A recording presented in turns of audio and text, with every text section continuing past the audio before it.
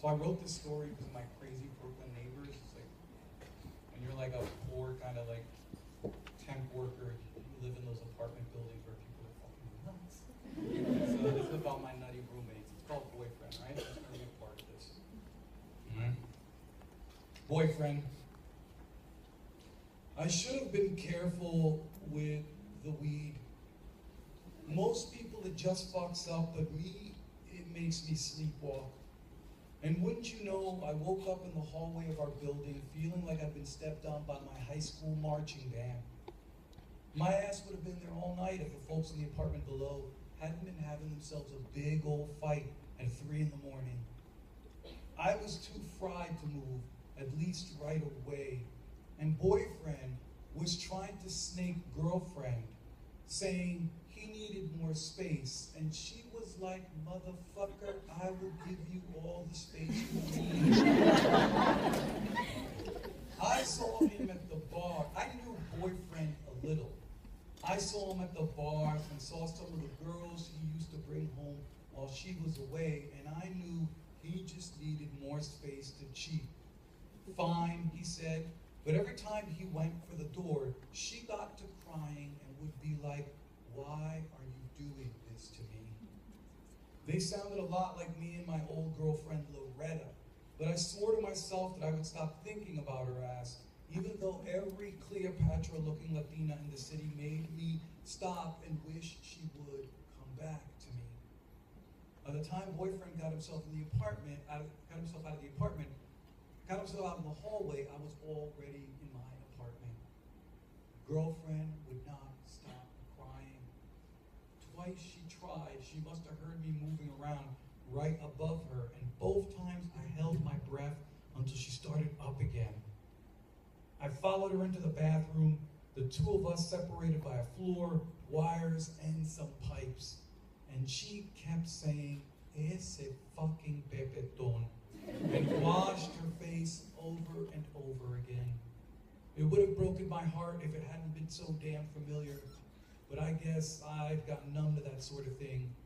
I had heart leather like walruses got blubber. The next day I told my boy Harold about what happened, and he said, too bad for her. And I said, I guess so.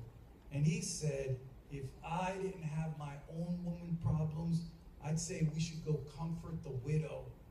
And I said, she ain't our type. And he said, the hell she ain't. Homegirl was too beautiful, too high class for a couple of knuckleheads like us. Never saw her in a t-shirt or without jewelry. And her boyfriend, olvídate. That nigga could have been a model. Hell, they both could have been models, which was what they probably were, considering that I never heard word one pass between them about a job or a fucking boss. People like these were untouchables to me, raised on some other planet and then transplanted into my general vicinity to remind me how bad I was living. What was worse was how much Spanish they shared. None of my girlfriends ever spoke Spanish, not even Loretta of the Puerto Rican attitudes. The closest thing for me was this black chick who'd spent 3 years in Italy. She liked to talk that shit in bed and said she'd gone with me because I reminded her of some of the Sicilian men she'd known, which was why I never called her again. Boyfriend came around a couple of times that week for his things, and I guess to finish the job. He was a confident prick. He listened to what she had to say, arguments that had taken her hours to put together, and then he would sigh and say it didn't matter. He needed his space, punto. She let him fuck her every time, maybe hoping that it would make him stay. But you know, once somebody gets a little escape velocity going, ain't no play in the world gonna stop them from leaving. I would listen to them going at it and I would be like, damn, ain't nothing more shabby than those farewell fucks. I would know. Me and Loretta had a lot of those to go around.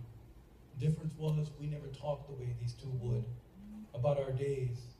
Not even when we were cool together. These two had a thing about the bathroom. Each one of his visits ended up there. which was fine by me, was where I could hear them the best. I don't know why I started following their life, but it seemed like a good thing to do at the time.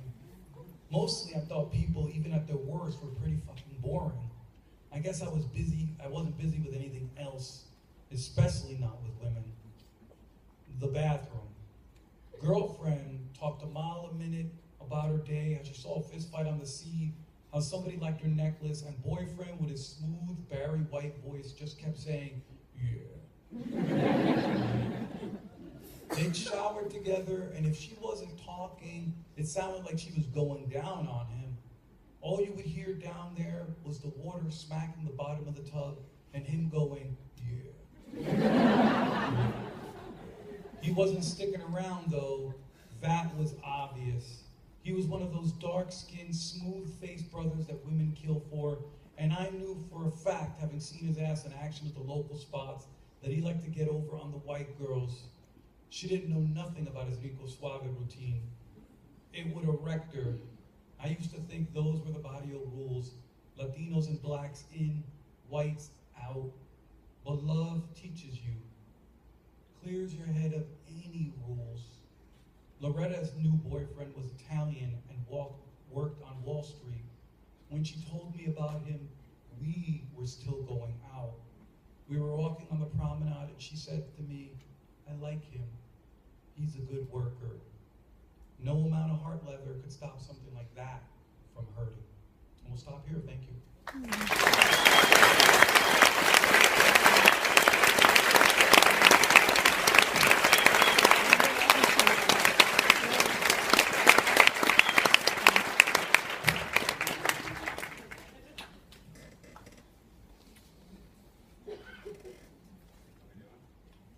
Are we doing? I think we're on. All right. Come on, let's give it up again for Junot Diaz.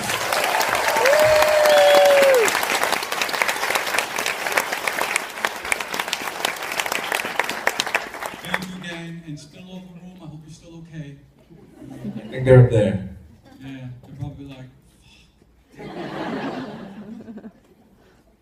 So I just wanted to start, there was a recent